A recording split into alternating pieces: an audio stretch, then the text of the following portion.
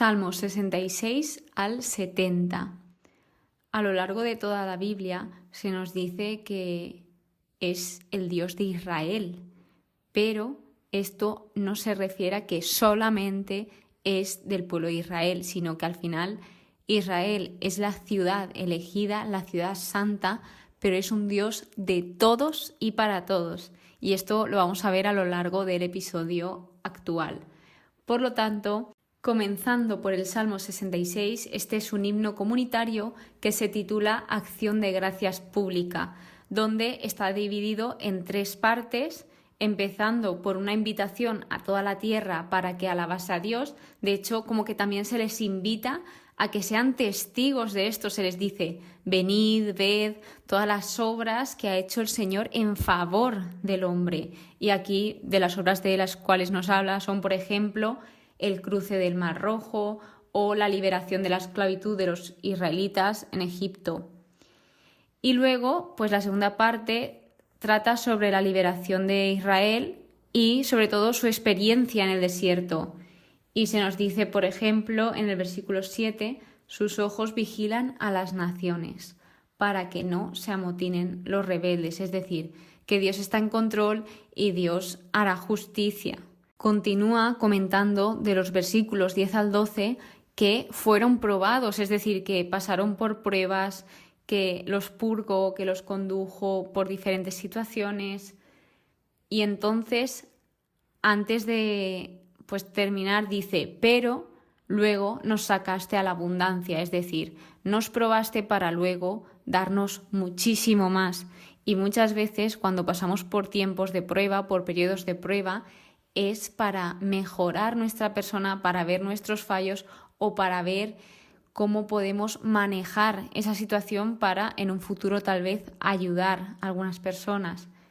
Luego, la tercera parte de este salmo es una acción de gracias y promesas de fidelidad. Ojo, porque aquí se le promete al Señor, entraré, cumpliré sus votos, es decir, que va a cumplir todas las promesas que le ha hecho al Señor, y se destaca también el ofrecer sacrificios. Pero finalmente, a pesar de que esto está mostrando la gratitud de la persona que escribió este salmo, que este justamente es anónimo, no se tiene muy claro de quién fue, se tienen teorías de que tal vez fuese David, pero no está muy claro. Entonces, aparte de esta gratitud que muestra, lo que está haciendo es decir, vale, Señor, yo voy a hacer todo esto por lo que has hecho por mí y porque también te quiero demostrar ese amor y esa gratitud que te tengo. Y luego él sigue dando testimonio, dice, venid, escuchad y os contaré todo lo que ha hecho por mí, dar testimonio, que es muy importante. Y el versículo 18, ojo a esto, dice, si hubiese maquinado algo malo, el Señor no me habría escuchado. Muchas veces decimos, ¿y por qué esto no me lo permite el Señor? ¿Y por qué tal vez a esta persona le permite unas cosas y a mí las mismas no me las permite? Pues también depende de tu situación, depende de muchos factores, Dios sabe, pero sobre todo si pedimos algo que va en contra de la voluntad de Dios o si pedimos algo que aparentemente nosotros pensamos que está bien y luego finalmente está mal, pues no se nos va a conceder. Por eso dice, si hubiese maquinado algo malo, el Señor no me habría escuchado, porque Dios es justo.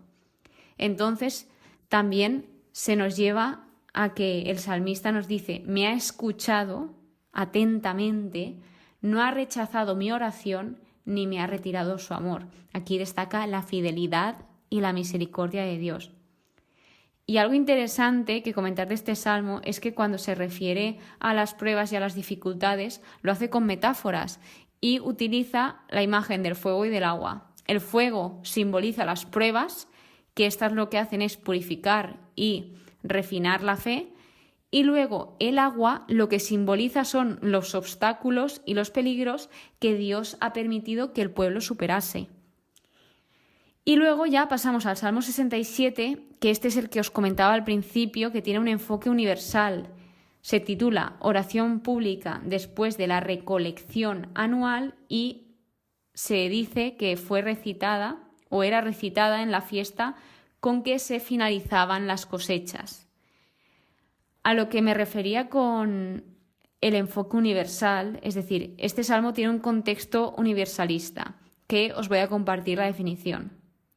Universalista: creencia en la salvación, redención o bondad divina extendida a todas las personas, independientemente de su religión, origen étnico o afiliación particular. Es decir, que es un Dios de todos y para todos, sin mirar cualquier aspecto nuestro. Es decir, seas como seas, Dios te va a querer y Dios te va a amar tal como eres. Por lo que suele hacer en este salmo es agradecer varias veces. Luego nos dice en el versículo 5, juzgas al mundo con justicia, con equidad. Es decir, juzga a todo el mundo, no a una serie de personas. Y este es un salmo que tenía apuntado como que ya lo había revisado antes y se repetía los versículos, tanto el 4 como el 6. Se decía, oh Dios, que te alaben los pueblos, que todos los pueblos te alaben. Lo que está haciendo el Salmo 67 es como reflejar ese deseo de que todas las naciones conozcan y adoren a Dios. Es decir, esto también lo pedimos muchos cristianos, de que ojalá todo el mundo conociese a Dios y se dejase amar por el Señor, porque es algo inexplicable e inmenso. Entonces, también otra de las cosas de este salmo es que la prosperidad de la tierra, porque como he dicho, esto se hacía después de la recolección anual, este salmo, es que la prosperidad de la tierra se ve como un resultado de la bendición divina y un signo de su favor hacia todas las naciones, y no solo a Israel, sino a todas, a todo el mundo. El Salmo 68 lo indica como uno de los salmos más largos. Además, en mi Biblia se titula La gloriosa epopeya de Israel, que una epopeya es un género literario. Y, por ejemplo, mientras estudiaba el Salmo, he visto que en otras Biblias se llama Salmo del Triunfo y, bueno, muchos nombres diferentes en diferentes traducciones, pero al final viene a decir lo mismo, ¿no? Que es referenciar a la victoria de Dios sobre sus enemigos, el cómo Dios pues vence a los enemigos.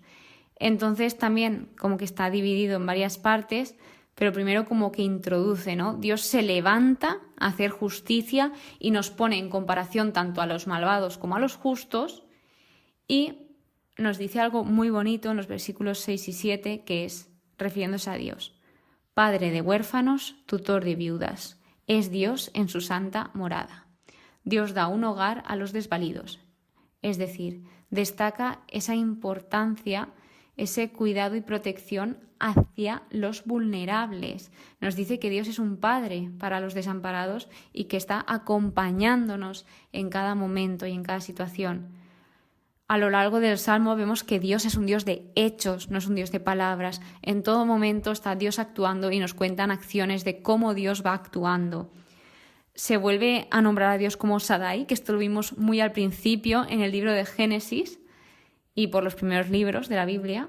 Luego se nos dice cómo es Dios, un poquito de cómo es Dios. Dice, es un Dios salvador, libera de la muerte, aplasta la cabeza de sus enemigos, o sea, refiriéndose a las personas injustas, que hace justicia. Y bueno, pues luego también se nos habla sobre Benjamín, Judá, Zabulón, Neftalí, sobre las 12 tribus de Israel. Y pues una curiosidad aquí es que el versículo 18 es citado en Efesios, el libro de Efesios, capítulo 4, del versículo 8 al 10. Es citado por el apóstol Pablo y lo utiliza para hablar sobre la victoria de Cristo y su ascensión al cielo. Ojo ahí, que dentro de nada es la solemnidad de la ascensión del Señor. Tiene pinta de que este salmo estará, y si no, me ha venido muy bien porque viene dentro de poco. Luego el Salmo 69 se titula Lamentación, escrito por David y el anterior también, el 68. Y este salmo también se puede llamar Salmo de la aflicción o Salmo de la persecución, y es uno de los más citados en el Nuevo Testamento. ¿Y qué pasa? Pues que con este salmo también es considerado como un salmo profético, ya que se aplica a la vida y a la obra de Jesús. Es decir, hay algunos datos en este salmo que posteriormente pasan con Jesús. Entonces, vamos por partes. La primera parte se encuentra el salmista expresando su situación, el cómo se encuentra, pidiendo ayuda a Dios. Es muy sincero porque nos dice que se hunde, que sus ojos se consumen de esperar a su Dios, a Dios de Israel, y que se siente desfallecido. O sea, es decir, se encuentra en un momento muy, muy crítico y se encuentra fatal de ánimos. Luego, en la segunda parte, describe la injusticia y la difamación que enfrenta. Es decir, está contando cómo muchísimas personas le odian, le destruyen y no tienen razón para hacerlo, que tiene a muchas personas en contra de él, muchos enemigos. Pero también dice, refiriéndose al Señor, tú conoces, tú sabes mi torpeza. Y lo que él pide es que os comparto versículos 7 y luego el 8. Que por mí no queden defraudados los que esperan en ti, Yahvé Sebaot, que Yahvé Sebaot era el Dios de los ejércitos. Dice, que por mí no queden confundidos los que te buscan, Dios de Israel. Esto nos puede pasar mucho y yo últimamente pido por esto, porque pues al final estoy compartiendo la palabra del Señor y lo último que quiero es confundir a alguien o desalentar a alguien. Todo lo contrario. Entonces, al final, es una responsabilidad muy grande y hay que estar bastante centrado. Es todo un reto el poder transmitir bien al Señor. Y luego, pues en el versículo 8 dice, por ti soporto el insulto. Era un hombre muy criticado, muy insultado. Escogían cualquier situación, aprovechaban para burlarse de él, hiciese lo que hiciese y ya no entendía nada. Y aquí sale algo interesante que quería compartir, ya que en la Biblia se habla mucho de ayunos y aquí habla sobre la mortificación con el ayuno. Y esto básicamente, mortificarse, es una forma de negarse a uno mismo ofreciendo el tiempo y atención exclusiva a Dios. Es decir, para buscar mayor intimidad espiritual con Dios. Cuando una persona ayuna, esto a mí es algo que me está costando de entender, pero poco a poco voy aprendiendo. Cuando tú ayunas no es aguantar hambre y ya está. Cuando uno ayuna es con un propósito, tal vez de tomar una decisión importante o de cómo purificar nuestra relación con el Señor. Así que pues nosotros tenemos que ofrecer ese tiempo para estar con el Señor. Porque si ayuno y me pongo a dormir o no aprovecho ese tiempo, entonces, ¿para qué has hecho ese ayuno? O sea, no tiene sentido. Y es algo que poquito a poquito voy aprendiendo y conforme vaya aprendiendo os iré compartiendo. Luego otra parte nos narra cómo pide venganza a Dios por sus enemigos, porque está fatal. Nos dice, estoy angustiado, respóndeme ya. También se ve que está inquieto de la presión, del sufrimiento, de las personas que lo persiguen. O sea, tiene una sed de justicia tremenda. O sea, es lo que más busca, que se haga justicia. Y por último, en el último tramo del Salmo, lo que hace es cambiar el tono a alabanza y confianza. Es decir, a pesar de todo esto, Señor, a pesar de cómo me siento, a pesar de que esté por los suelos de ánimos, confío en ti. Y pues él sigue orando, sigue dando gracias al Señor porque dice que al final el dar gracias al Señor es lo que más le gusta al Señor, incluso más que ofrecer sacrificios, porque como veíamos en el anterior episodio, al final todo es de Dios. Entonces, ¿cómo le vas a ofrecer al Señor? Pues lo que se ofrecía aquí en el Antiguo Testamento, un cordero o lo que sea, si al final es de Él. Dice, si tuviese hambre, lo haría por mi cuenta, o sea, me saciaría por mi cuenta. Entonces, yo quiero sacrificios de corazón, de todo corazón, de, pues eso, ser agradecidos, buscar tener esa relación con el Señor. Y acaba diciendo, porque Yahvé escucha a los pobres, no desprecia a sus cautivos. Es decir, Dios nos escucha, Dios está atento de nosotros, de nuestras situaciones, de cómo nos encontramos.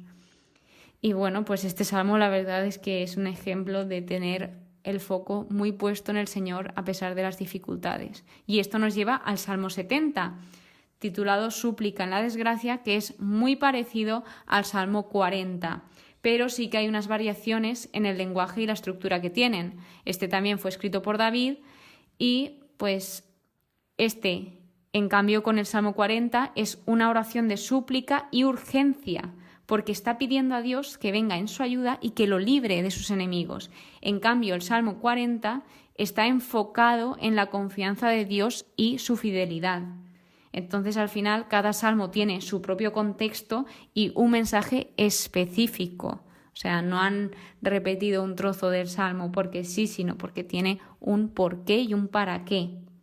Así que, pues resaltar el versículo 5, que dice: en ti gozan y se alegran los que te buscan, dicen siempre, grande es Dios, los que ansían tu victoria. Y luego en el versículo 6 vemos cómo David se define a sí mismo como que es pobre y desgraciado, pero a pesar de esto dice, Señor, tú eres mi auxilio y libertador. Está expresando su humilde necesidad de intervención divina. Está diciendo que depende totalmente de Dios, que lo deja todo en sus manos y pues esa dependencia. Pues finalmente, todos estos salmos que hemos ido viendo lo que hacen es resaltar la grandeza de Dios, la necesidad de confiar en Él en medio de las dificultades, de las pruebas, de las tribulaciones y sobre todo la importancia de la adoración y la súplica.